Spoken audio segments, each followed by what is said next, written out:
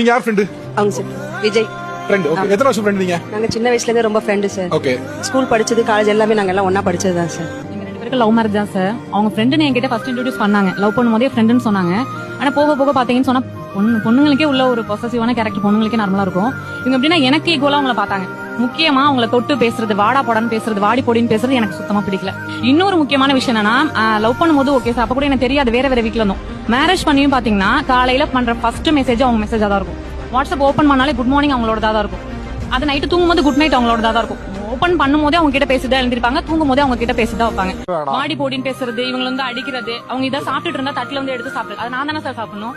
அது மாதிரி நீங்க முன்னாடி இருந்துக்கோங்க. அதை பத்தி நான் உங்களோட பாஸ்ட் பத்தி நான் கேட்கவே இல்லை. நான் வந்துட்டேல, அந்த பிளேஸ் எனக்கு தானே. சோ அதெல்லாம் வந்து நான் அவாய்ட் பண்ணிக்கங்கன்னு சொல்லி சொன்னேன். ஆனா அவங்க அவாய்ட் பண்ணிக்கல. நான் ஒத்துக்கிறேன் சார், என்னால வந்து அவங்க ஒரு 3 இயர்ஸ் பிரிஞ்சிருந்தாங்க. மேரேஜ் ஆயிட்டு ஒரு 6 மந்த்லயே நான் தான் அவங்களை பிரிச்சுட்டேன்னு வச்சுக்கோங்களேன், பிரிச்சுட்டேன். ஆனா அவங்களுக்கு மேரேஜ் ஆகி 2 இயர்ஸ் கழிச்சு வந்துட்டு அவங்க வீட்டுக்கு வந்தாங்க. அவங்க பாப்பா காது குத்துன்னு சொல்லி இன்வைட் பண்ண வந்தாங்க. நாங்களும் வந்து போனோம். அந்த ஃபங்க்ஷன் டேட்டு, டைம், இடம் அது மட்டும் தான் சார் இன்விடேஷன்ல பார்த்தேன். சரி ஓகே கிளம்பி போயிட்டு ஸ்பாட்டுக்கு போயிட்டு எல்லாம் நிக்கிறோம். அந்த டைம் வந்துட்டு காது குத்துற டைம். இவங்களை பார்த்து விஜய் என்ன நின்னுட்டே இருக்க, உட்கார அப்படின்னாங்க. எங்க உட்காரணும், ஏன் உட்காரணும் அப்படின்னு சொல்லிட்டு கேட்டாங்க. என்ன சொல்றேன், நீ இன்விடேஷன் பாக்கல, உன் பேர் தானே தாய் மாமன்னு சொல்லி போட்டுருங்க அப்படின்னு சொன்னாங்க.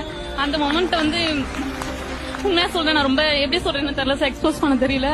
சிறுபால் அடிச்ச மாதிரி இருந்துச்சு எனக்கு. இவங்க ரிலேஷன்ஸ் போய் பிரிச்சிட்டோமேன்னு சொல்லிட்டு ரொம்ப சங்கடப்பட்டேன் நான். அவ்வளவு கஷ்டமான சூழ்நிலை. நிறைய டைம் நான் வந்து உஷாட்ட கேட்டிருக்கேன்.